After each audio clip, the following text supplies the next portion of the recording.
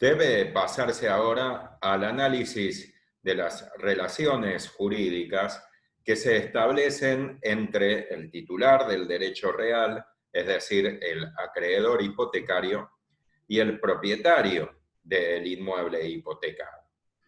Pero para hacer el análisis es necesario tener en cuenta dos nociones previas.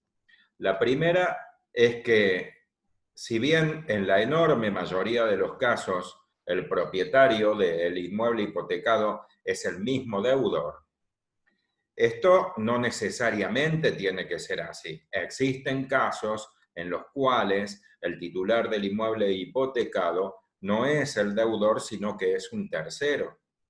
Y esto puede ocurrir en dos oportunidades. Puede ocurrir cuando desde el inicio la hipoteca la constituye un tercero o cuando un tercero compra el inmueble que ya ha sido hipotecado. Es decir, en el primer caso es el que se presenta con más frecuencia cuando el deudor es el mismo propietario del inmueble hipotecado. La situación es la siguiente. Supóngase que yo soy propietario de un inmueble y pido prestado una suma de dinero a un banco y el banco me la presta para cobrarme los intereses. Y yo constituyo hipoteca sobre mi inmueble para garantizar el cumplimiento de esa obligación. En esta hipótesis, como se dijo, si se analiza el vínculo creditorio, el banco es sujeto acreedor, yo soy sujeto deudor. Y a la vez, yo que soy el deudor, soy el propietario del inmueble hipotecado. Es decir, que el banco es titular de otro derecho, que es un derecho real, que accede a su derecho creditorio sobre el inmueble de mi propiedad. Es decir, que yo soy deudor y propietario del inmueble hipotecado. Y el banco es acreedor y titular de hipoteca sobre el inmueble de su deudor. Este es el caso más frecuente.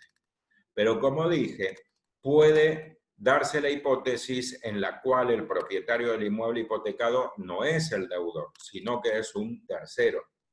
Y esta situación jurídica puede presentarse en dos oportunidades.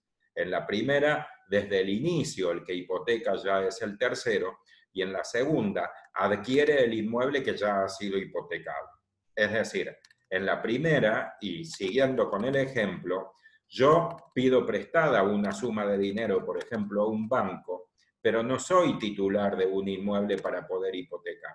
Entonces puedo pedirle a otra persona, a un amigo, a un hermano, que avale mi obligación mediante hipoteca sobre su inmueble.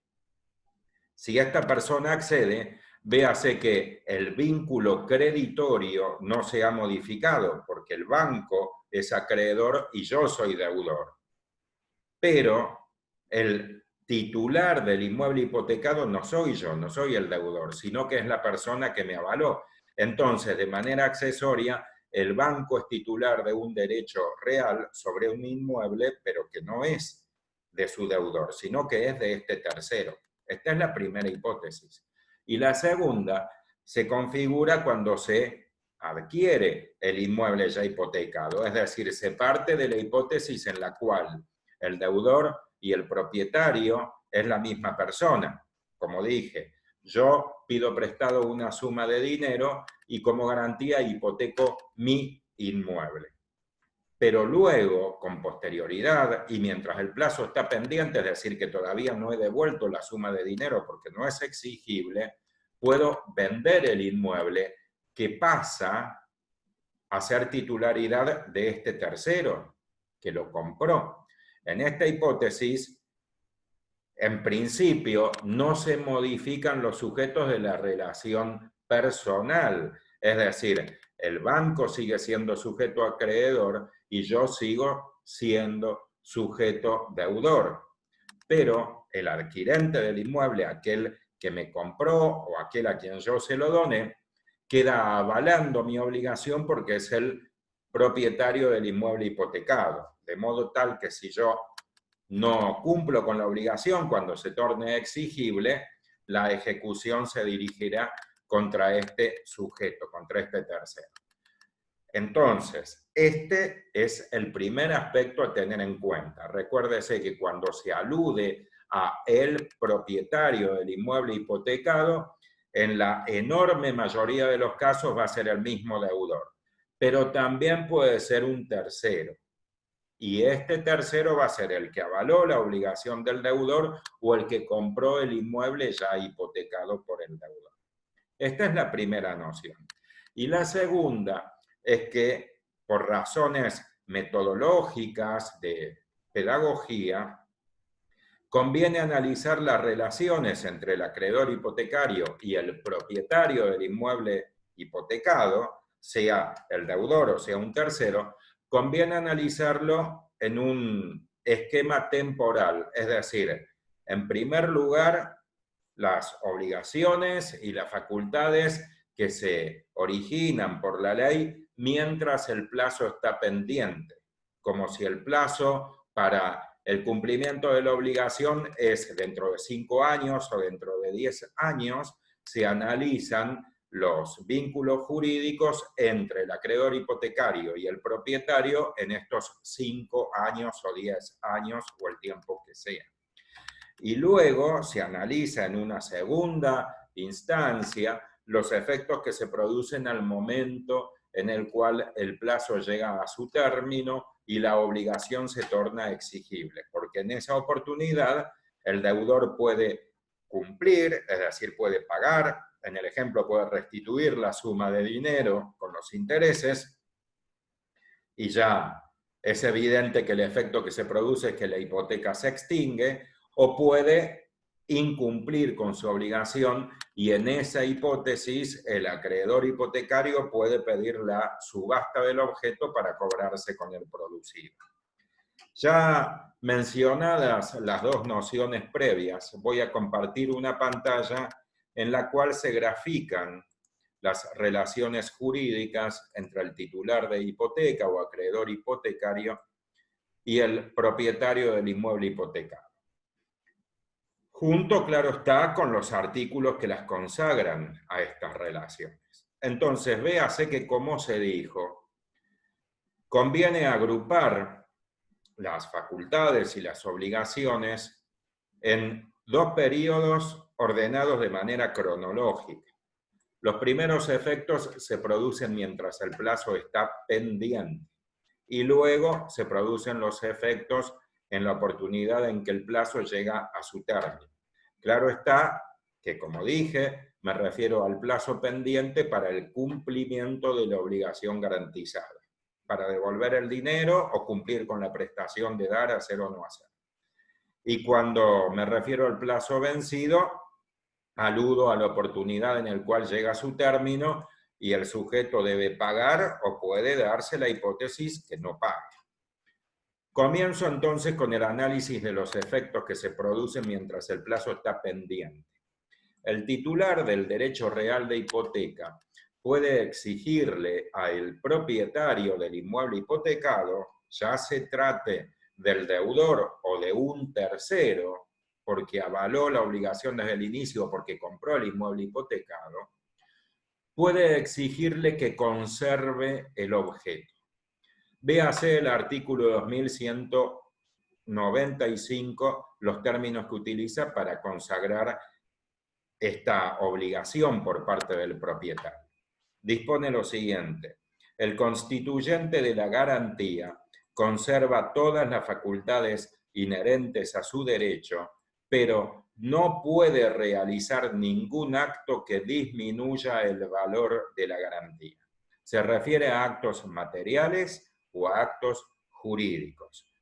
En otros términos, el propietario del inmueble hipotecado pierde la facultad conocida como ius abutendi, es decir, la facultad de degradar, destruir, desnaturalizar el objeto, o también la facultad de otorgar actos jurídicos que tengan por consecuencia reducir el valor del objeto.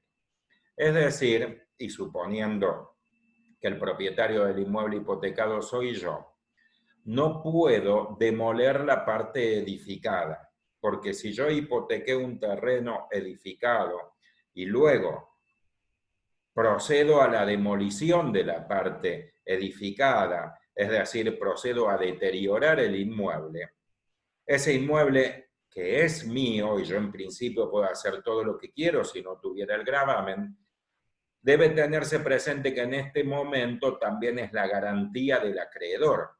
Y en la hipótesis, el inmueble pierde valor porque no vale lo mismo un terreno con una casa que un terreno con un montón de escombros de lo que en algún momento fue una casa. Entonces, partiendo de esta obligación de conservar el objeto consagrada por la ley a cargo del propietario del inmueble hipotecado y por lo tanto un derecho del acreedor hipotecario, y es que se conserve el valor del objeto, el valor de su garantía, es que el titular del derecho puede compeler al propietario con alguna de estas tres medidas que ahora se están destacando, que se llaman medidas conservatoria, medida restitutoria y medida ejecutoria. Se utilizan de la siguiente manera. La primera de las medidas, que se llama, como se observa, conservatoria, debe el nombre a que es una medida tendiente precisamente a conservar o a mantener el valor de la garantía. Se requiere que el acreedor hipotecario se entere que el propietario del inmueble hipotecado, sea el deudor o sea un tercero, pretende ejecutar actos que disminuyen el valor. Si esto ocurre, puede pedirle al juez que le ordene al propietario que conserve el objeto.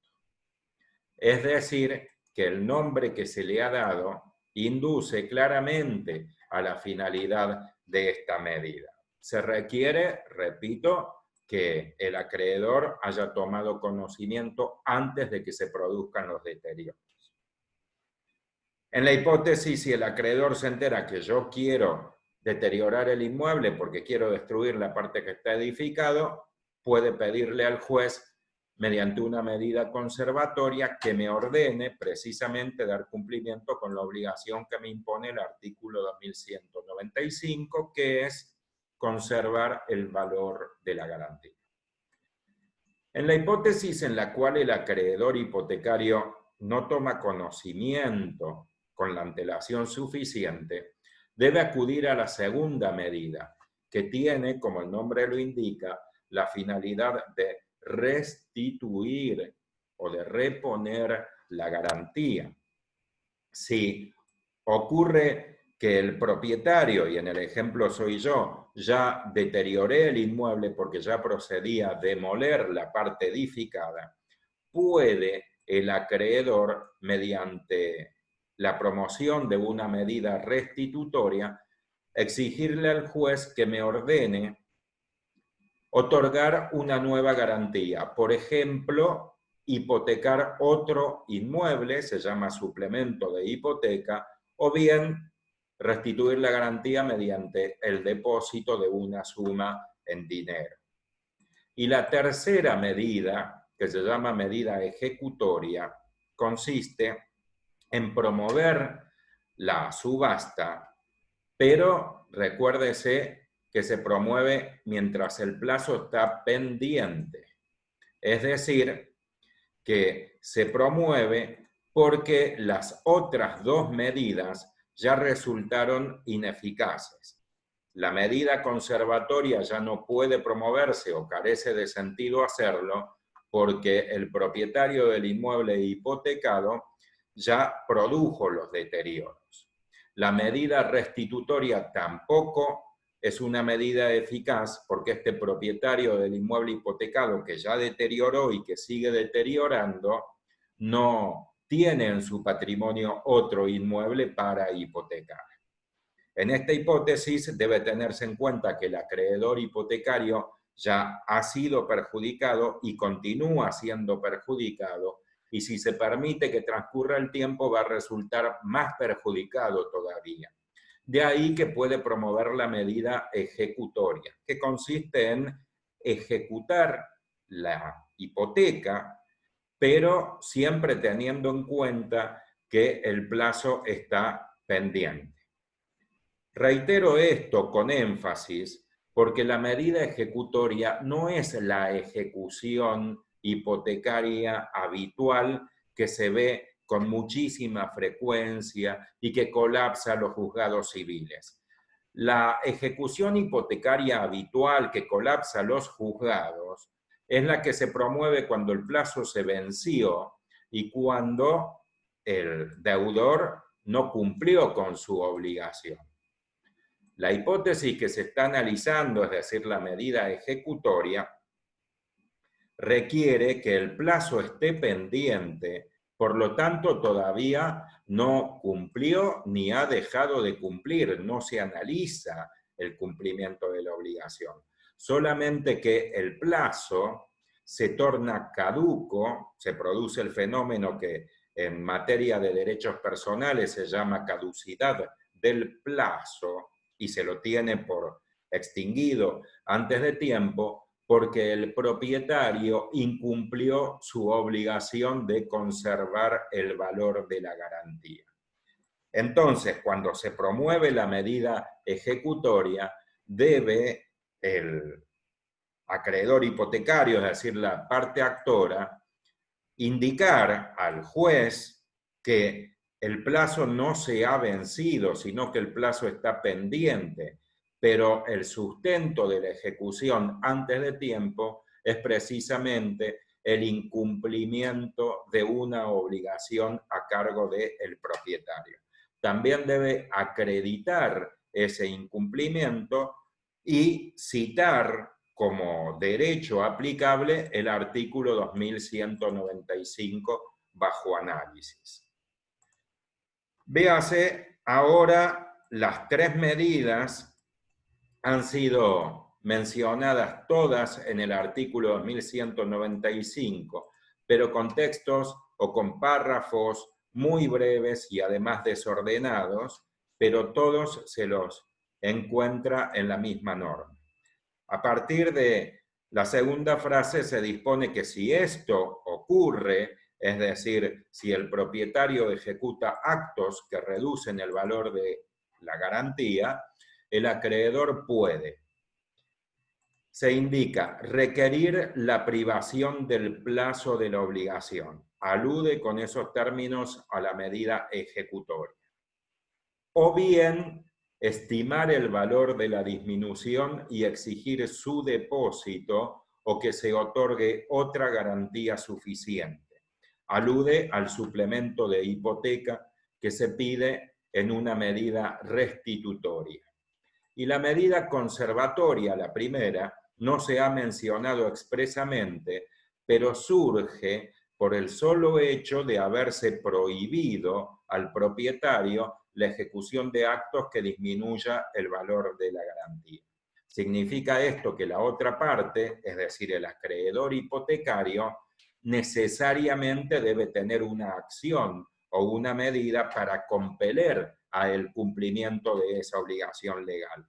Y esta medida o esta acción es la que se mencionó en primer lugar como la medida conservatoria.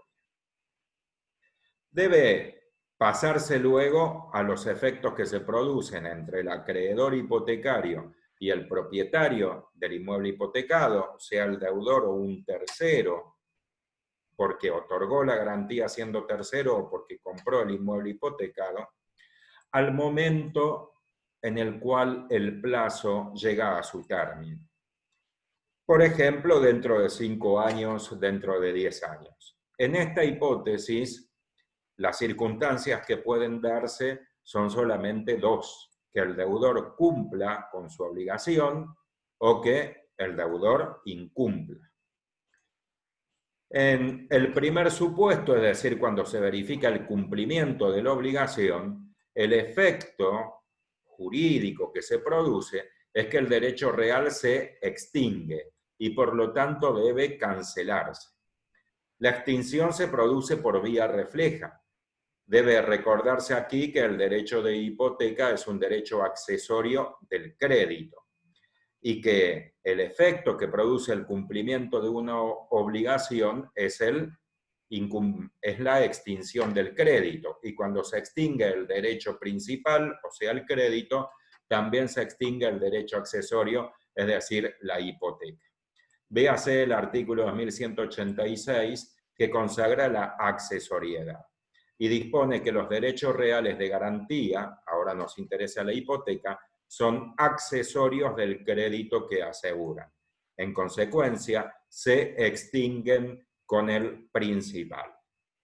Y luego de la extinción debe procederse a la cancelación del gravamen, que no es otra cosa que la actualización en el registro público de la propiedad inmueble del estado jurídico de ese inmueble. Véase que el artículo 2204, que alude a la cancelación, dispone que las garantías inscriptas en los registros respectivos se cancelan por su titular o por el juez. Es decir, que el acreedor hipotecario, que para ser preciso debe considerarse ex acreedor hipotecario, porque estamos en la hipótesis en la cual ya se produjo el pago, ya se cumplió con la prestación debida, y por lo tanto se extinguió el crédito y consecuentemente el derecho de hipoteca. Entonces, este sujeto, el ex acreedor hipotecario, tiene la obligación de otorgar por escritura la cancelación del gravamen que se inscribe en el registro de la propiedad inmueble. Y si no lo hace, también puede hacerlo el juez mediante una acción específica, mediante un juicio que se llama acción de cancelación de hipoteca. Y en la segunda hipótesis, es decir, cuando el plazo ya ha llegado a su término y el deudor no cumple con su prestación, el acreedor hipotecario materializa sus facultades sobre el objeto y puede proceder a la ejecución. Esta ejecución sí es la ejecución que se produce frente al incumplimiento una vez que el plazo ha vencido, que uno toma conocimiento con frecuencia y que satura todos los juzgados civiles por la cantidad de ejecuciones hipotecarias que se presentan. En esta hipótesis, la parte actora, es decir, el acreedor hipotecario, debe acreditar al juez su derecho real de hipoteca con la escritura y denunciar que no se ha dado cumplimiento de este inicio de la demanda ejecutiva, se da traslado, y si el propietario del inmueble hipotecado afirma que se ha cumplido con la obligación, sea por él mismo, si él es el deudor, o sea por el deudor, si es que el propietario es un tercero, tendrá a su cargo la prueba del pago. Recuérdese que la carga de la prueba del pago recae sobre el deudor, es decir, sobre quien pagó. En esta hipótesis será sobre el deudor o sobre el propietario del inmueble hipotecado.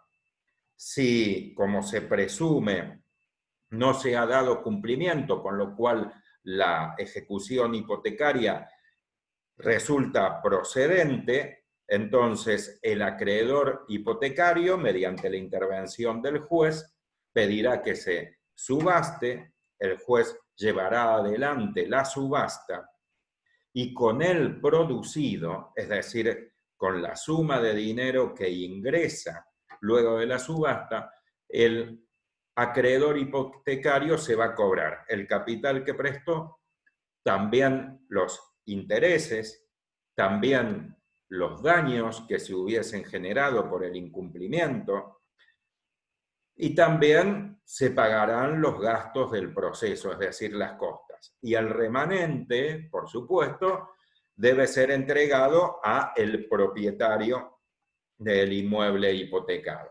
Repito, trátese del mismo deudor o trátese de un tercero. Se observa al respecto cuáles son las normas que sustentan lo dicho.